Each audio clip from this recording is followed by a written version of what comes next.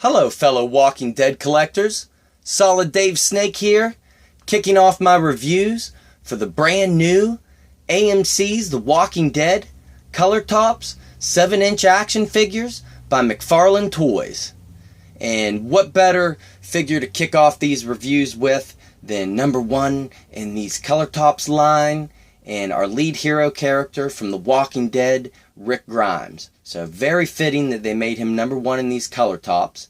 And if you want a little more info about how McFarlane is doing these Color Tops, go to my previous video in my uploads. I'll put a link in the description below as well. I did a little preview video on this Rick Grimes and the number 2 Michonne in the Color Tops. I did a little video of them in box and talked about the Color Tops program a little bit. So go there if you want a little info on it. But in this video, we are going to just concentrate on this Rick Grimes action figure. And since this is a new line of Walking Dead action figures, since they've upped the scale from 5 inches to 7, I am going to do the review a little differently to help break down and help my viewers make the best decision on whether they should buy this or not. We're going to break down this action figure into 5 different categories that I think are most important for action figures in this day and age. We are going to, out of a 10-point system in every category, 5 categories. Number 1 being accessories, number 2 being sculpt, number 3 being paint apps, number 4 being articulation, and number 5 being the overall presentation of the action figure. So we're going to go through a 10 count on every one of those categories as we go over the figure and give it a final score at the end to see how this figure stacks up.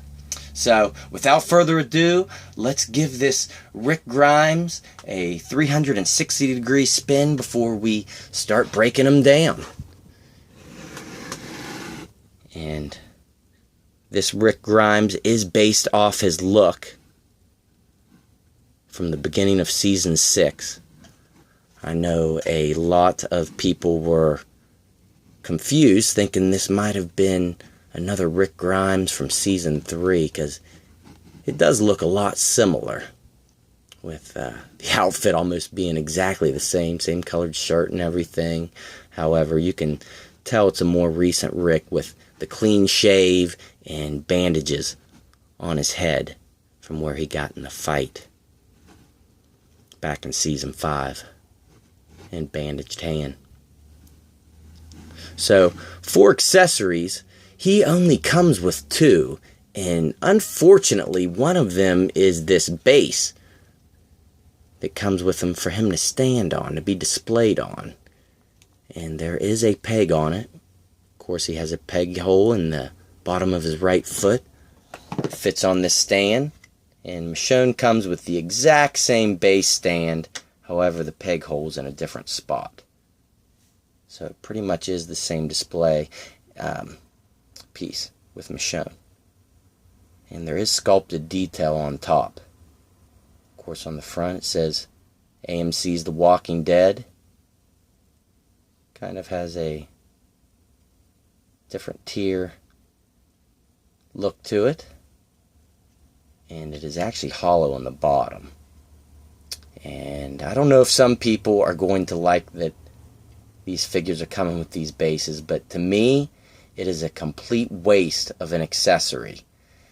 I'm not looking to put these figures on basic bases like this. Now, if it was a nice customized base, when I say customized, I mean individually different for each action figure, maybe with a little bit of scenery, a little bigger here, because it is a small surface area that you have to fit him on. So they could have doubled this in size and, you know, had a different look for every figure, maybe a grassy base, concrete type base, even dead zombie base. They could have went into a whole different route with these, but to me, this is basically junk.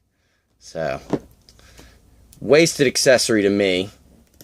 And the only other accessory he comes with is his 357 Colt Python, which is basically just a upscaled version of the 5-inch Rick's Action Figures revolver. And it does fit nicely into his hand. If you can tell on the bottom how that revolver fits nice and flush. And up top, fits in there perfectly. And you can put his trigger finger very easily on the actual trigger. And that finger is very pliable, so it's easy to do. It's easy to take out as well. I'll give you a little better look at this revolver up close.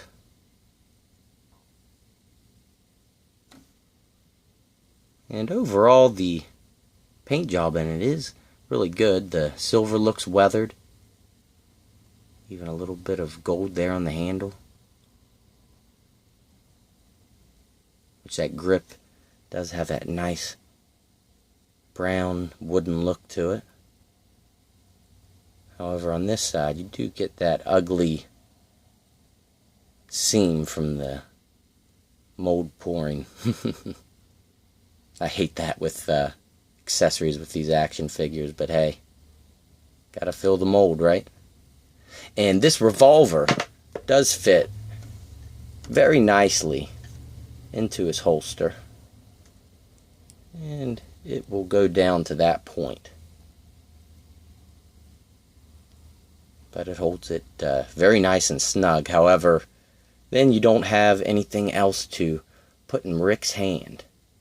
So he's stuck with that trigger finger out, almost a pointing finger.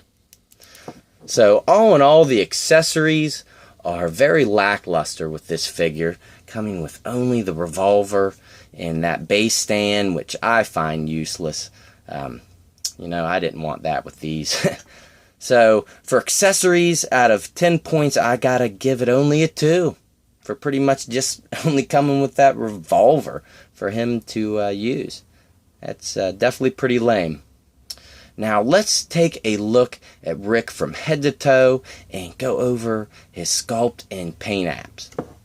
And of course we will start at the tippy top with his face and head. And we'll see how this sculpt and paint turned out. If I can get a nice up close focus here. There we go, perfect. So, what do you think? One of the better likenesses to Andrew Lincoln? Perhaps. The TV series 8, Rick Grimes, had a pretty good likeness for a 5-inch scale figure. And the 10-inch Rick Grimes was pretty good as well. But this may be one of the better sculpts for his face. You can definitely tell they scanned Andrew for this one. Of course, they always do that anymore with any of these characters. And his hair is sculpted nicely back here.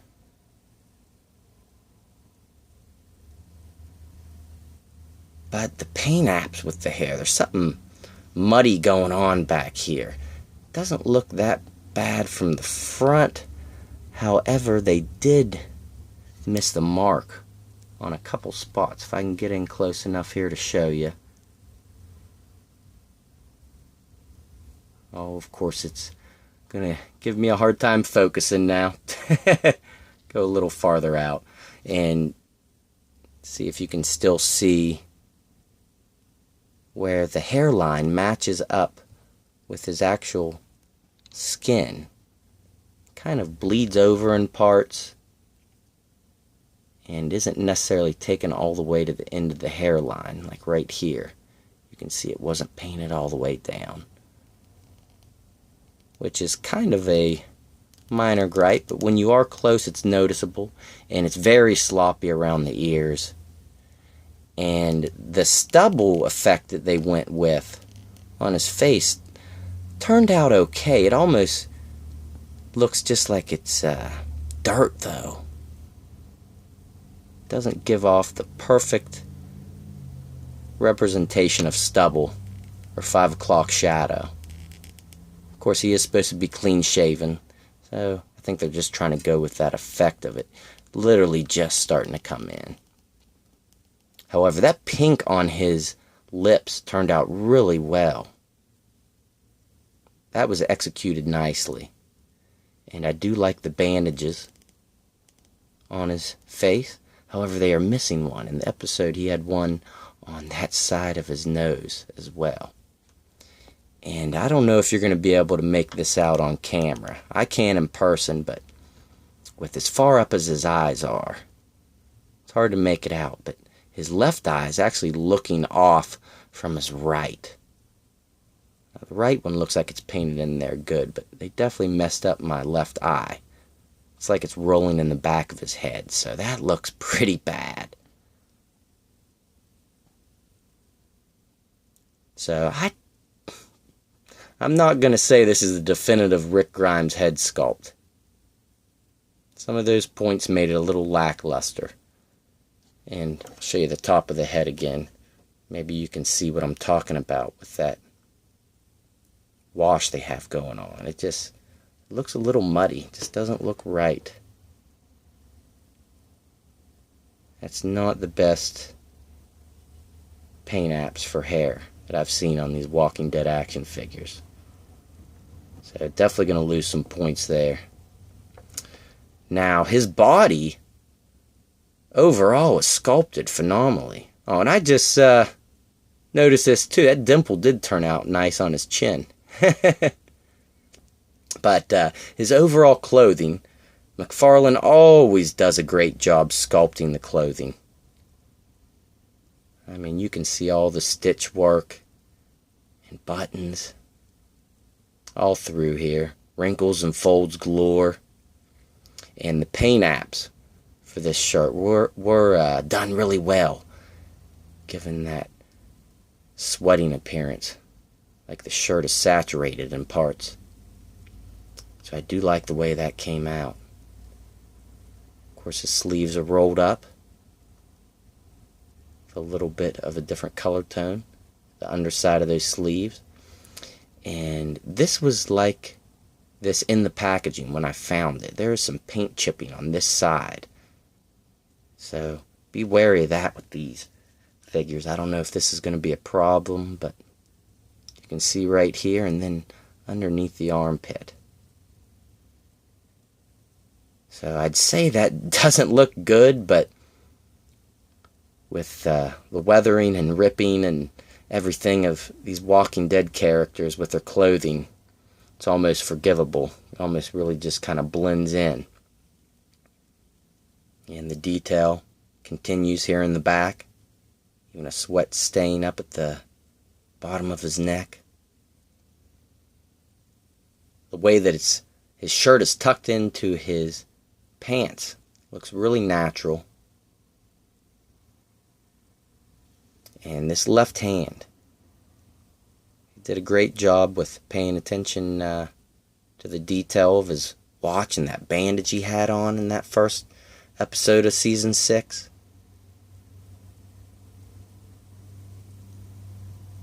And his belt, they did do a great job sculpting it. You can even see all the notches in here for the buckle. A lot of detail, even extra loops here with buckles painted silver. Nice detail on his holster. In the back, he has pretty much the same stuff he had on his belt in the 10-inch action figure in that Series 6 Rick. His pocket knife, handcuff pouch, and some other various pouches. But I love that they painted that silver on all the buckles. And how could I forget? Walkie-talkie. Which looks like it could have used some paint detail in its own there. It's just a straight up black. I figure some of that would have been different colors on the buttons and such. And one thing I do like about the sculpt of this Rick's jeans is they remembered to put in the bullet hole from when he got shot from the governor all the way back in season 4. However, they did not put any paint variation for skin underneath or long johns or some kind of undergarment. It is painted underneath the same color as the pants, so that's a little mistake right there. But I'm glad they did remember to add the hole. Just a shame they didn't put any paint variation there. And his pants are extremely detailed with the folds. They all look natural, look really good. And there is some paint variation, darker within the folds. So that looks good. And his boots did come out pretty nice. Nothing too special, but you can see all the detail in there. A little bit of variation between the two. Not any real detail on the bottoms. Actually, you get the manufacturing print. So overall, I'm a little torn on the Sculpt and Paint apps here. Overall Sculpt, I'm going to have to give him an 8. He is phenomenal below the head. However, there were some stuff with the head that really threw it off a little bit. But overall, it is a great sculpt. Not a very dynamic pose, but we'll cover that under the presentation. And for the paint apps, I'm going to have to give it a 7. Again, from the neck down, it's perfect. But the head, with some of the problems with the hair and the eyes, just really threw that head sculpt off for me. And then the chipping here on the sleeves. So, alright everybody, now we're getting to the part of the review where it is going to get bad. The articulation. And McFarlane went way backwards with their company now with these new figures with the articulation. However, I do know some of the figures coming out later on, like Travis and the Abraham, do look like they're going to have ball joints and hinges. However, this Rick and the Michonne coming up, they're all cuts. One ball joint on a peg for their heads, but the rest are all cuts. And this Rick does have 10 points of articulation, or should I say 9 cuts and a ball joint. At the head, we have that ball joint, which will rotate all the way around and look that far down, that far up. Of course, when you move it real far up and to the right, you get this ugly gap right here that looks horrible. Really just makes them be able to look that one way with slight variation so you don't expose this. And what's up with the A there? Rick just can't get away from the letter A, from Terminus to Alexandria, even underneath his chin on his action figure. I find that kind of funny. But you do get some tilt with it as well.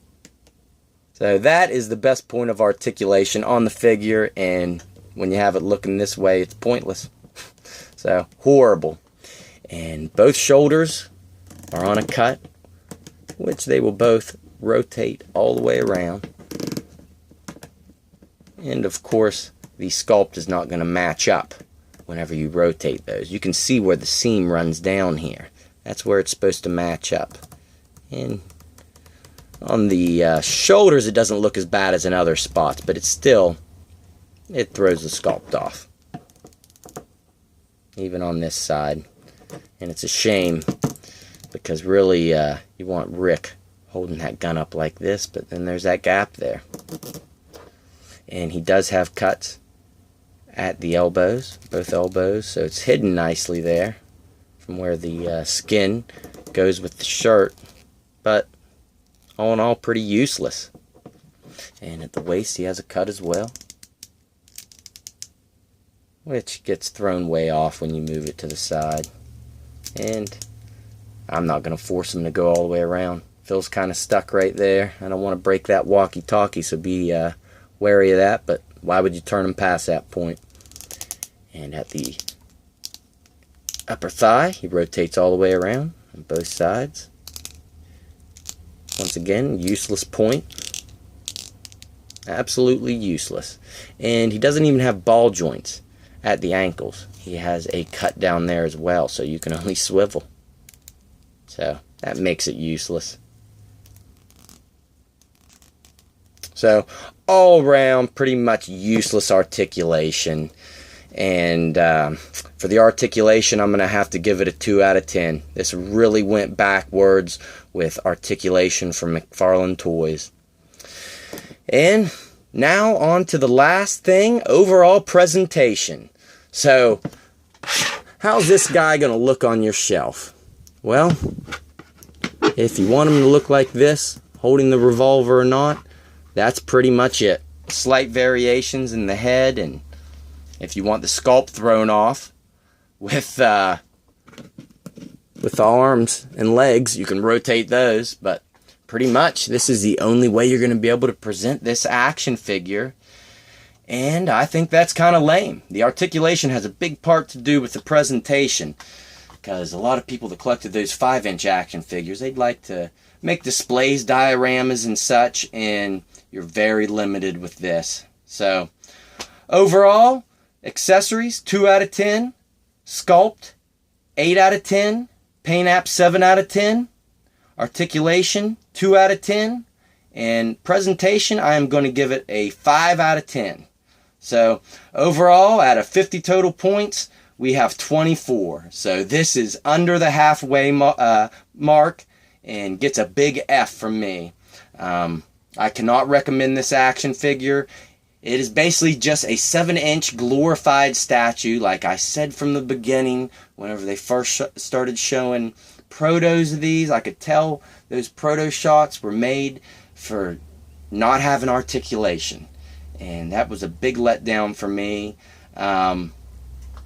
If you like statues and you're that hardcore of a Walking Dead fan, pick them up. But I'm just, personally myself, picking these up to review for you guys to let you know. I don't even know if I'm going to be getting doubles like I do with most of my Walking Dead figures with these. So, alright everyone, I hope you enjoyed the review, and stay tuned because I will be reviewing the 7-inch Michonne next. So I'll see you then.